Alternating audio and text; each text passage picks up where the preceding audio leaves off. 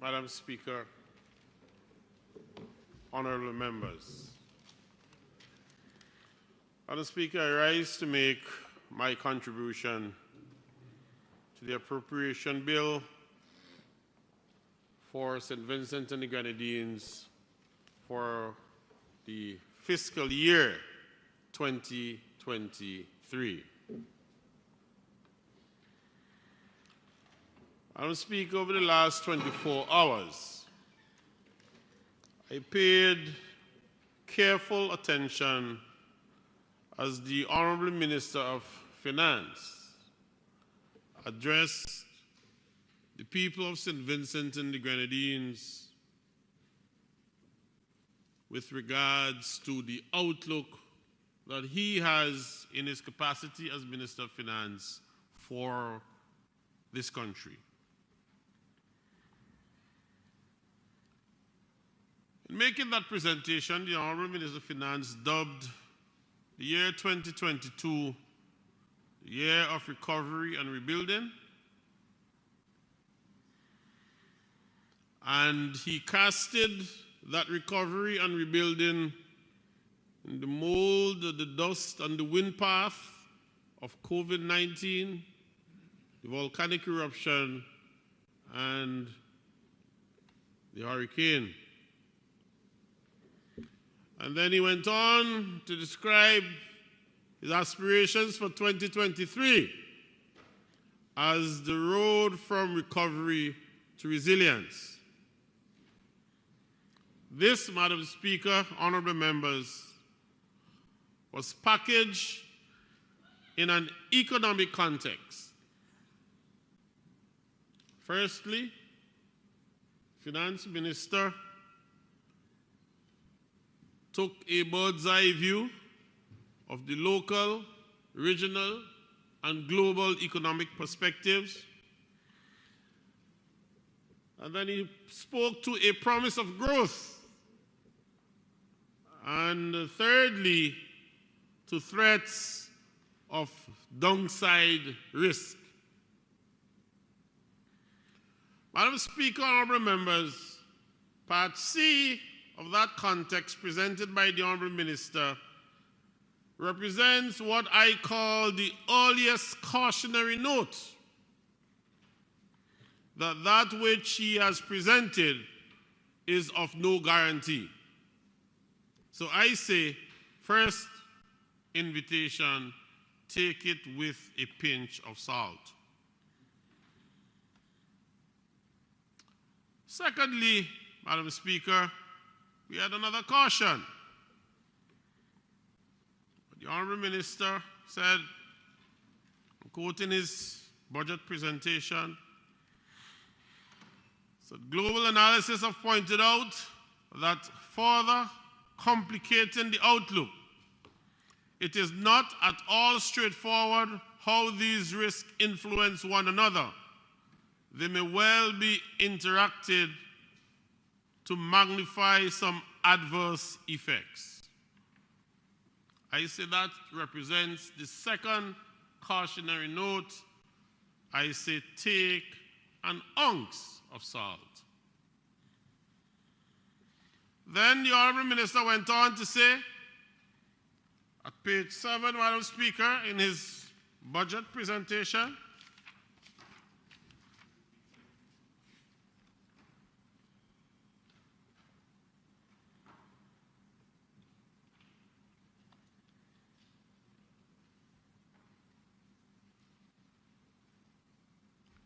said that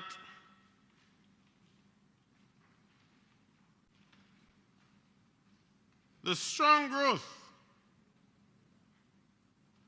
that is unanimously forecast for 2023 is not certain. Another tale of caution. And then finally he said that as a result of these downside risks, our projections for 6% growth in 2023 are conservative. Essentially, the Honorable Minister walked within the circumscribed realm of reality and said, look, irrespective of what I have said, all these things you must be mindful of. So regardless of what I've said to you, I say now take it with a pound of salt.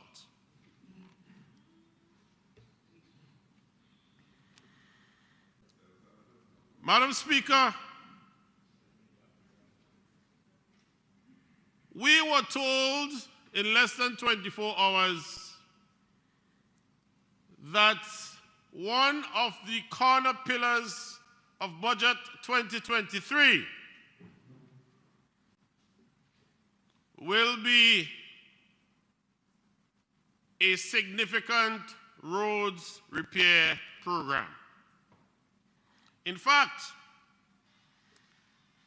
I made the note the very moment the Honorable Minister spoke last night, because I noted that the word revolution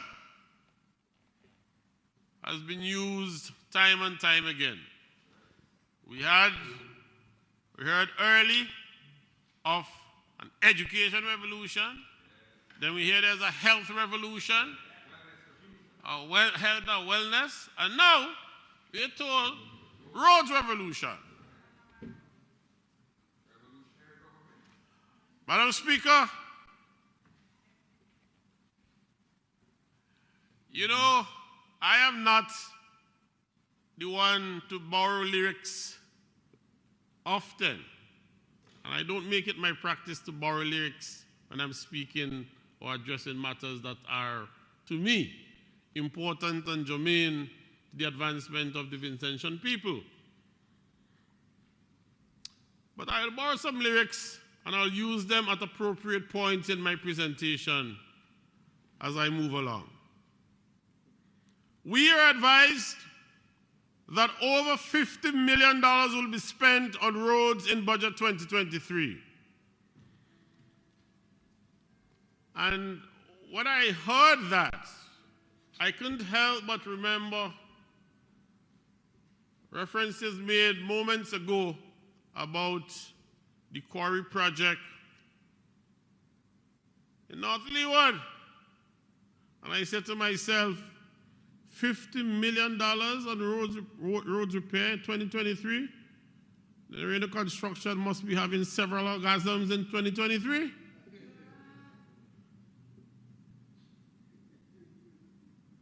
Madam Speaker,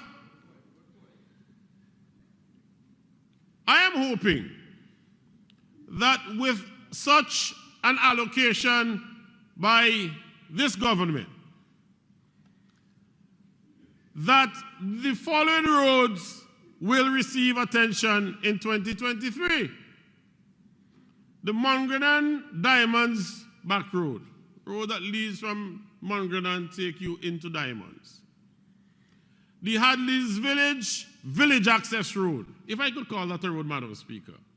I want to call it a road, but the people of Hadley's Village who are listening to me now will be disappointed if I call it a road. It is an excuse of a road.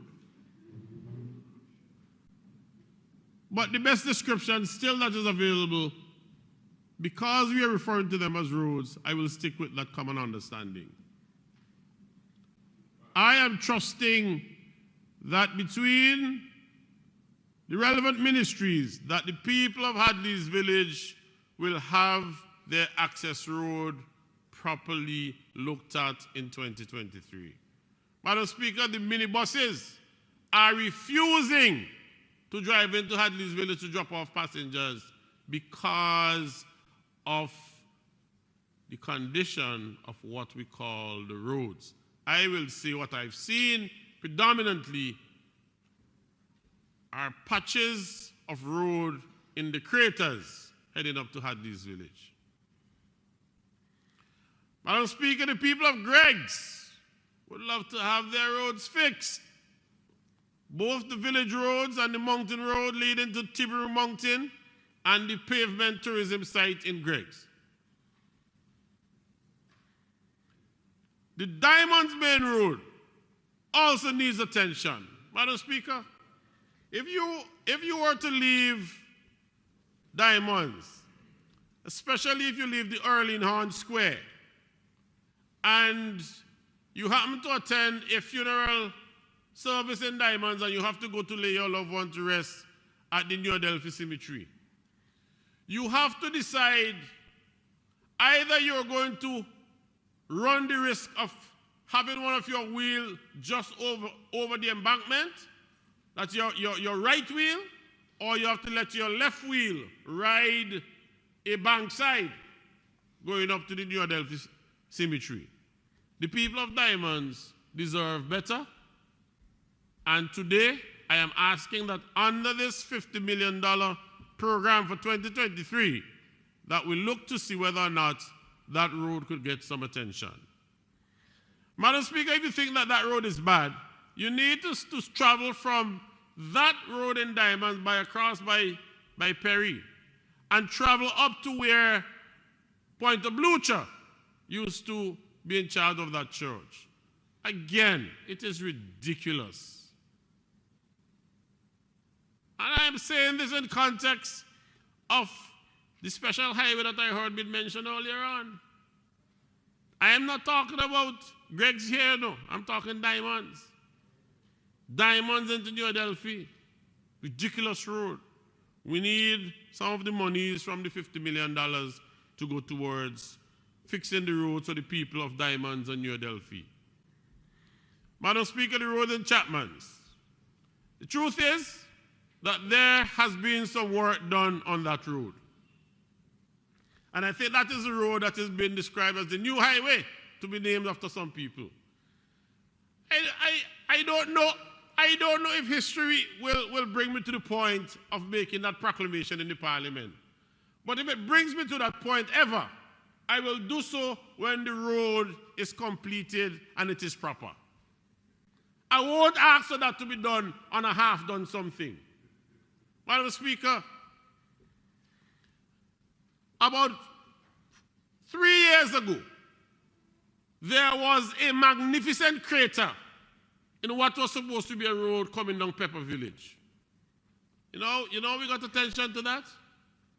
A young man filled that crater with water, sat on a bucket and had his fishing rod and did a video and posted it on social media.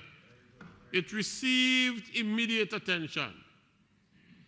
And I'm not saying that that is the only reason why it was fixed. But there has been some significant improvement of the road from Lauders across to High Lomans, with a disjointed portion across by the Jameses, by the bridge. I think some work is to be done at the bridge. I saw some material there, so I'm hoping that that would be looked at in 2023. And then it is disjointed by the Peters family just before you get by the Thomases. And when you get to the Mackenzies in Chapman's, Madam Speaker, that is where it stops. So as you head towards the Richards family in Chapman's, and the parliamentary representative will know exactly what you're talking about when I say the Richards family. Going down that side, all of that until you get to the market at North Union, or the Union Market, Madam Speaker, is in absolute need of attention. Of course, street light going down there too. And Madam Speaker, that's going to your right from Mackenzie's at the top of Chapman's. As you go to the left and you pass, go in the direction of Sonia Sampson, and you go to Adelphi or you go down to Newgrounds, Madam Speaker, South Central Windward is in desperate need of road repairs. And although I have the invitation of my honorable colleague from Central Kingston, because I am dealing with roads, I want to stay within the confines of roads, so no. Yes. Madam Speaker, I take the Minister of Finance when he said that it will take more than a single year to repair all the roads and to make all the crooked pathways straight. And it is only being practical. I have listed a number of roads, not because I believe that by asking for them to be fixed, that all will be fixed. But, Madam Speaker, South Central Windward has been begging for road repairs for years upon years upon years. Senator, the Honorable Julian Francis told me in this parliament about a year or 2 years ago, he said, Senator Bruce, when I don't fix all the roads in South Central, I go take away your road march. There'll be no more roads for you to talk about. I felt so good when he challenged me on that. But alas, 2023 is here. And I still have to come to ask for the people of South Central Windward to get their fair bit under our massive road repair program for 2023. Honorable Minister of Finance, Honorable Minister of Works, I expect to see these roads get attention. But that is not all. Madam Speaker, about a year ago, there was a very disappointing video that surfaced on social media showing 4 young men holding a bedsheet in the 4 corners, and a sick young woman from Bottom Lomans lay in the center of that sheet as they bring her from Bottom Lomans to bring her to Motorable Road to get medical attention. It irks my heart, Madam Speaker. Madam Speaker, I really thought that a government that describes itself as a caring and a loving government will look out for the welfare and the interests of people who are so badly positioned.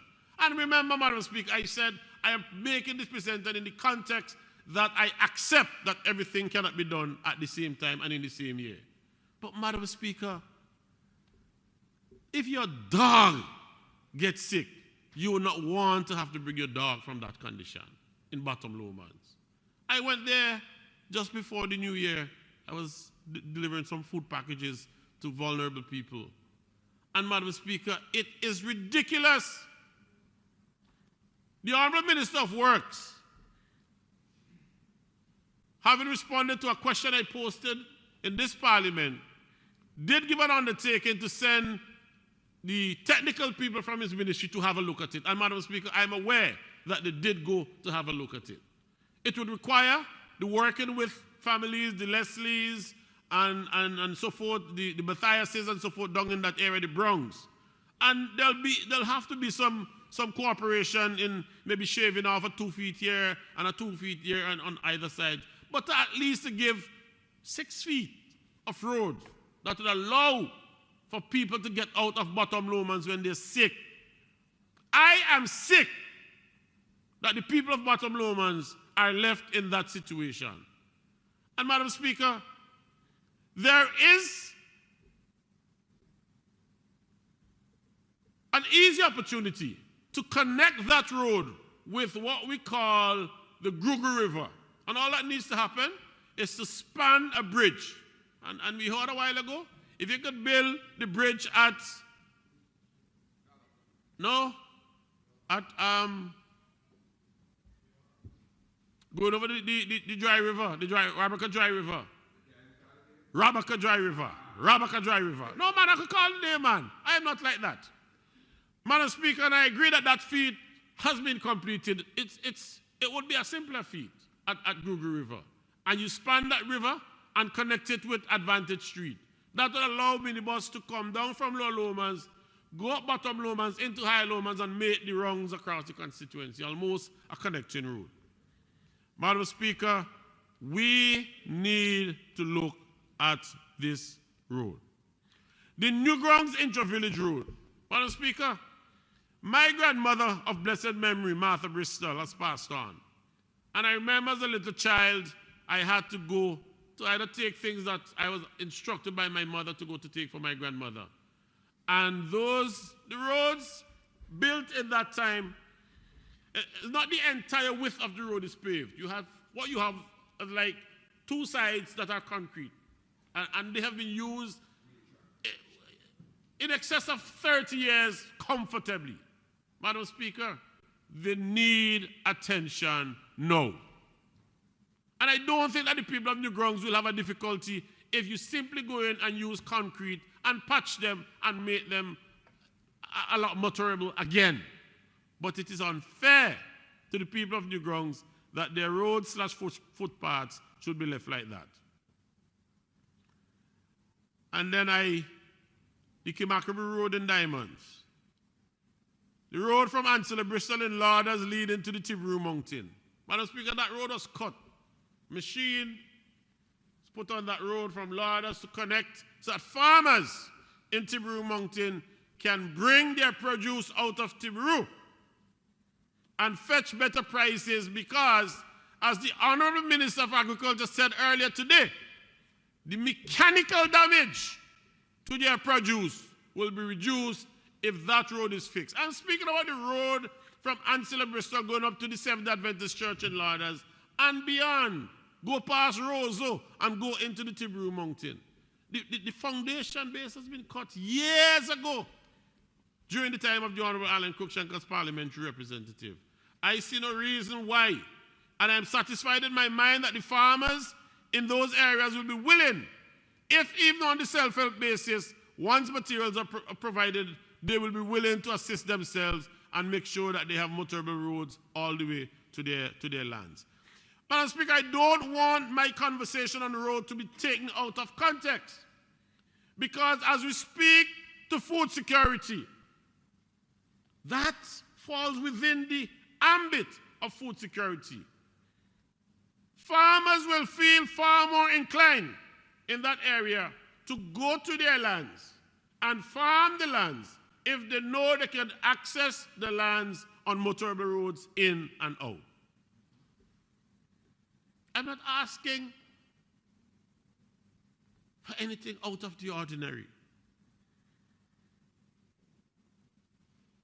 But I remind the listeners, in the words of the Honorable Minister of Finance 2023, and I quote, "Many people who currently have a bumpy commute to their home will still have one in a year's time." It's not so comforting. Maybe facts of life, but I'm saying not so comforting.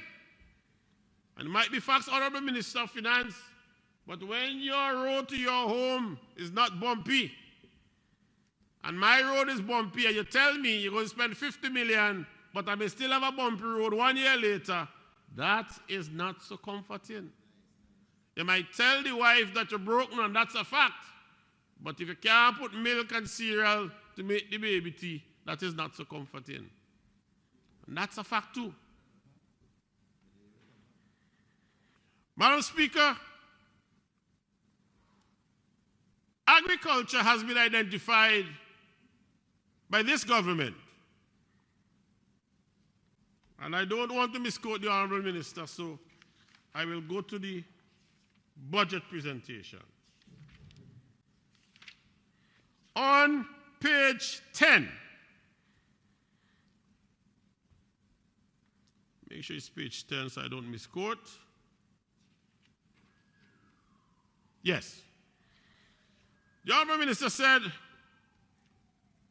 within the category agriculture and fisheries, remain some of the most potent tools in St. Vincent and the Grenadines' developmental toolbox for poverty reduction, wealth creation, job creation, and resilience building. And Madam Speaker, you can't fault the minister for arriving at that conclusion. He said within that category are some of the most potent tools. Agreed. Agreed.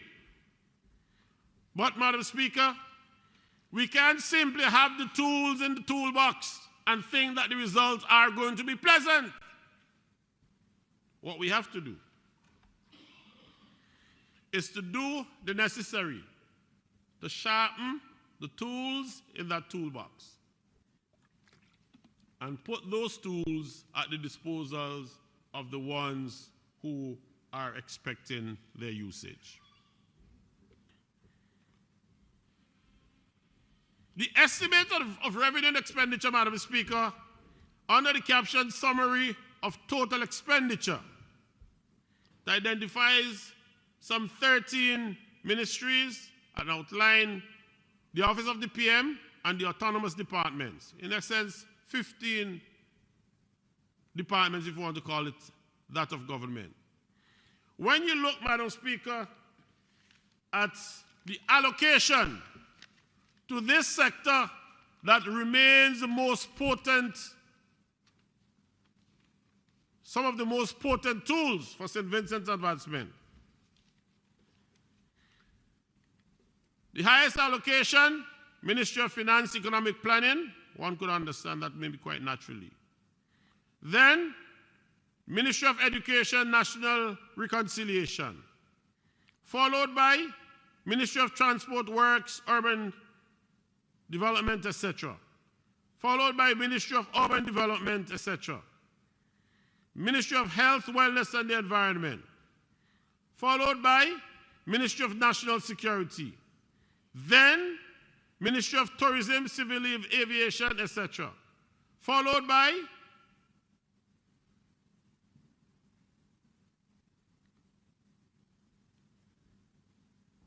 autonomous departments, and then the Ministry of Agriculture, Forestry, etc.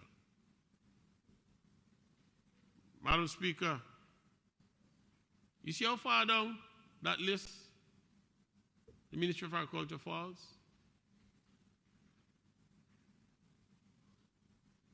I say that to say, respectfully, to my colleagues on the other side, that this sector, which remains with some of the most potent tools for the advancement of St. Vincent and the Grenadines, I am dissatisfied that I'm dissatisfied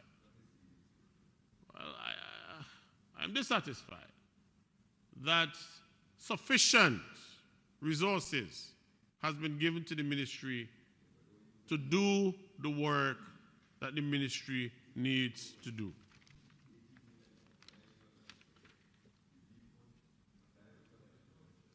Madam Speaker, and for the avoidance of doubt, because I know the Honourable Minister, when he wraps up, he's going to tell us all the other places from which resources are not directly. No. Well, you didn't allow me to finish, so please, it's like how I listened to you last night. Do me the favor now. They're not directly listed under the recurrent and capital expenditure as are outlined in this document. And I am not taking from it. All I'm saying that when you look at the direct reflection on total expenditure, under the summary of total expenditure, that is the position in which that particular ministry falls. Madam Speaker, I have made that point because two things must be taken into consideration, two important factors. One happens to be the source of funding for a number of these undertakings. And the source, as listed for a number of these undertakings, happens to be local. And in addition to that, we have in excess of $200 million which government proposes to spend during the fiscal year 2023 that it lists as other receipts. In essence, the government is saying that we are going to spend this money, but at this point in time, as we speak to you, we cannot tell you for certain where we are going to get those monies from. Those two concerns are close to my heart because the impact of that could very well mean, Madam Speaker, and I'm not saying that it means, but that it could very well mean that a number of the good intentions of government may very well not materialize because of the uncertainty or the lack of specificity as to where these funds are going to come from. Honourable Member, you have just about 15 minutes left. 15 minutes. Madam Speaker, farmer support. We heard the Honorable Minister of Agriculture spoke to the Farmers Support Company.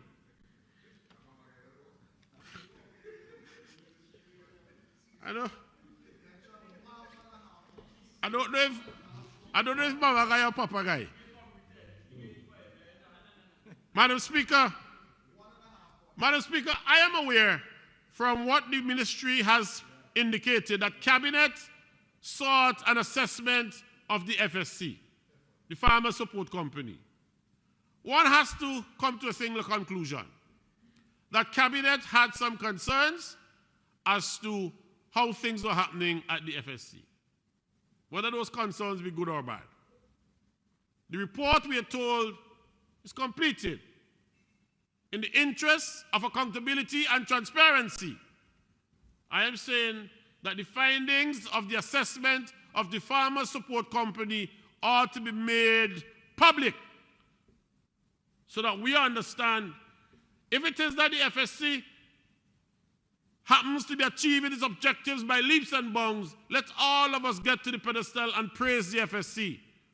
But if it is that it is having significant difficulties in meeting its obligations to the farmers of this country, let us know so that we could come to the discussion table and seek to resolve those problems. Love Box program. Madam Speaker, we are all aware that farmers have had tremendous difficulties over the years to find market for a number of their produce.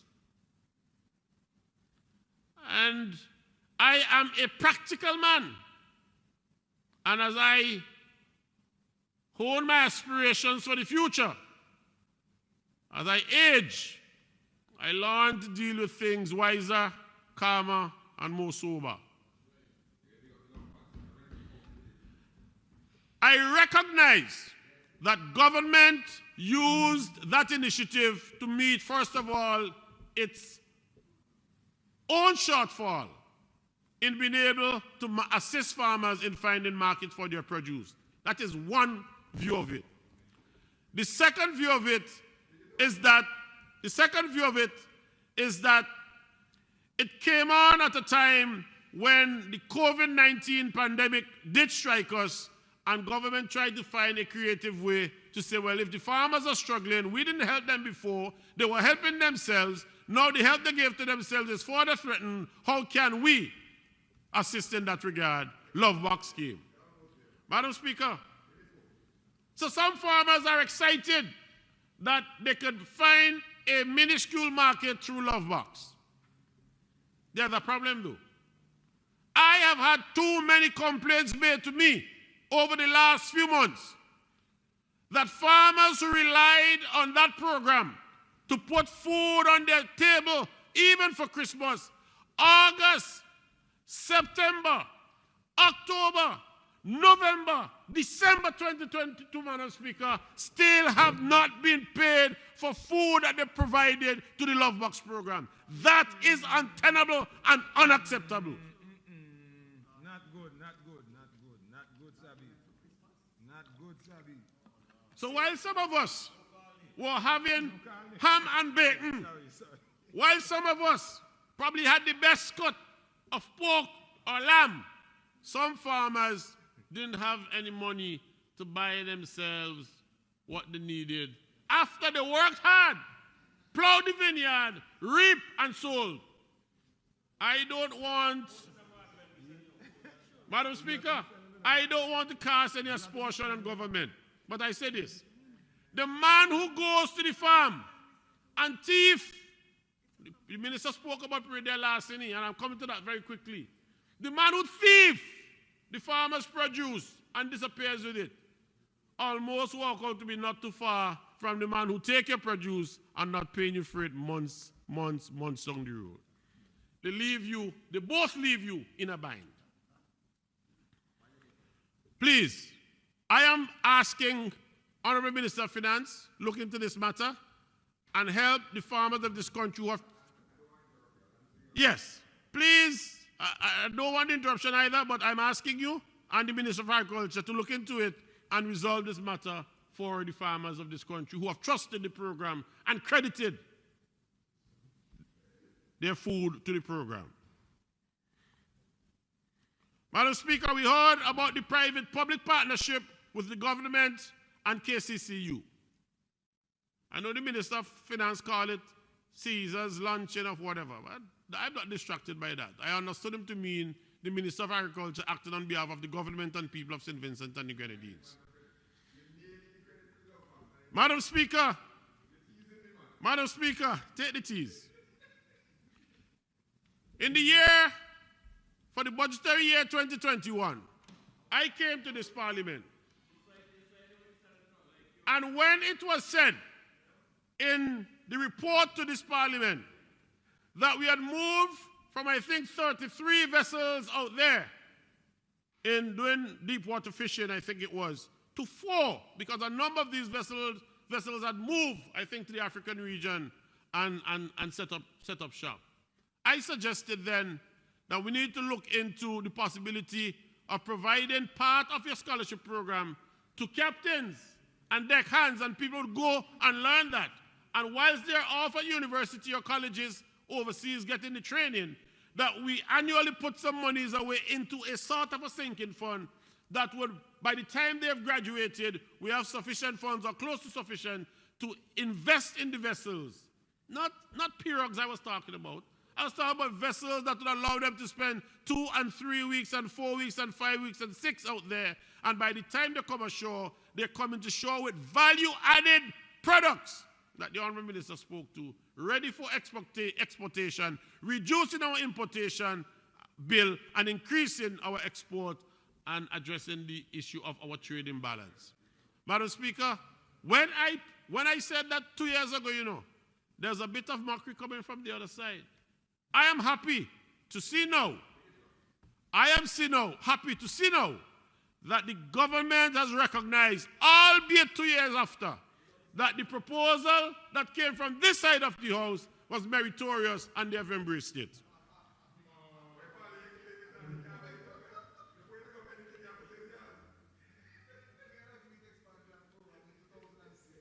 Madam Speaker,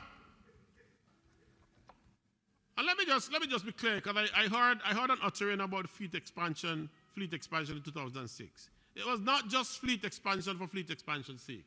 We were talking fleet expansion within the context of what had happened to the industry and the need to invest in our local captains and deckhands and boat builders and so forth and so on. That's where my argument was there and then. Madam Speaker, we heard of the red card. The red card spoken to by the Honorable Minister of Finance has to do, Madam Speaker, with the challenges of IUU. Madam Speaker, at page 435 of the Estimate of Revenue and Expenditure for 2023, government says in their reporting to us that a memorandum of understanding has been signed, developed to enhance interagency collaboration, cooperation, and information exchange to enhance the country's effort to meet its flag, port, coastal, and market state responsibilities to help prevent, deter, and eliminate illegal, unreported, unregulated fishing. That's where IUU comes in. And we have a red card.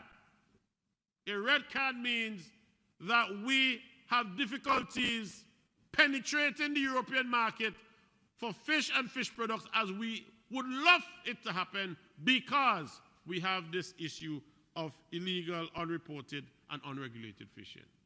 I heard the Honorable Minister say that efforts have been made to address this, Madam Speaker, and I trust that those efforts are not crawling, but that speed be given to those efforts so that the fisher folks of this country who are legitimately fishing in the waters of St. Vincent and the Grenadines can reap the benefits of their hard work. Animal health and production, efforts was, some statements were made about what is happening. I notice that the whole issue of an abattoir has disappeared from the regular programming, and we're now told that it is consumed under VEEP and some other programs. I've looked, I've not seen them, I didn't hear any direct reference to them today, but I realized that the whole notion of an abattoir has disappeared from the discussion, where farmers could take the animals, have them slaughtered, get the best cuts for local, regional, and international markets. Madam Speaker, I have a problem with that. But you know, we were told that the whole idea where we see animals leave St. Vincent for Grenada, this is not just a fly-by-night or a hapsy-scrapsy arrangement. And the arrangement was placed within the ambit and couched within the language of regional trade agreement position. Madam Speaker, when we do that, we have to provide for our local people so that the midway butcher, who has to provide special cuts for their markets, for customers in Mustique, they're catching the nenen to be able to do it, because we are more interested in satisfying some sort of arrangement in Grenada, because we say, oh, when we need spice, you have to provide spice for us. That's where we are. That's where we have gone to. So we have forsaken the local man who was invested. People like Midway Butchers, and not just him alone, because the fellows who depend on him to get the animal parts to make their burgers, they too, their business too, Madam Speaker, are suffering and struggling, because we rather speak to how many heads of cattle or goat we've shipped across to Grenada. That makes for better photography, and it makes for other statistics that are important otherwise. Madam Speaker, I condemn this idea, not in its totality, because I understand and appreciate that there is a regional movement of integration, that we must all work with each other for the existence of all of us as Caribbean people. But it must not happen at the sacrifice of the Vincentian man and woman who has invested his monies and wants to see that there are proper returns on his or her investment. Cannot be accepted. Under BNTF, we are told that roads are to be done. No specification, no laying out of which roads. Madam Speaker, I'm hoping that some of those roads I named earlier on are included. Madam Speaker, I'm going to merge quickly into matters touching and concerning the constituency of South Central. Clinics. I note that the Diamonds Clinic and the Greg's Clinic have been mentioned for attention in the year 2023. I ask also that attention be paid to the clinic at Lomans Windward. I don't know the extent of the work to be done at Greg's. Madam Speaker, it is a problem. The problem at Greg's is a health problem at a health facility. It is not just a construction problem. Madam Speaker, the people of Greg's ought not to leave their homes to go to the Greg's, the Doreen John Health Facility in Greg's, because they're sick, and leave the facility sicker, not because you don't have medication, but because of the condition of the building. It is mold infested. And every second that the people of Greg's spend in that mold-infested building, they are taking a step closer to death. It has to be addressed, and it must be addressed with earnesty and with seriousness. The former Minister of Health recognized the problem. And, Madam Speaker, a few years ago, when it was looking in such dilapidated condition, I took a group of young people and we power washed the building and we cleaned it. It looked more presentable. And we were told that power wash is not the solution. The following year, the same minister then aided and abetted the power washing of the same building. But power wash is not the solution, I agree. We have to address the mold infestation in that building. Honorable member, you have to wrap it up. I have to wrap it up. Yes. Madam Speaker, as I prepare to wrap up, The time is expired, so you have about a minute. I have about a minute. Yes. So this is what I say in the last minute that I have. Moments ago when the Minister of Agriculture wrapped up, there was a lot of chest thumping about who was elected in 2010, 2015, 2020, and who will be elected again in 2020. That'd be interesting. You heard that, Madam Speaker? Madam Speaker, it was the loudest part of the presentation. But for the benefit of the records, I put this on record today. In 2010, the ULP candidate secured 2,425 votes, the NDP candidate 1,857. In 2015, the ULP candidate 2,476, the NDP candidate 1,888. In 2020, yes, I know we still lose. Watch the line. In 2020, we went down to 2,339. NDP candidate 2,100. Madam Speaker, I bring this message from Cutty Ranks out of Jamaica. Limb by limb, I go chop them down, send for the hacksaw and chop out the tongue. Much obliged.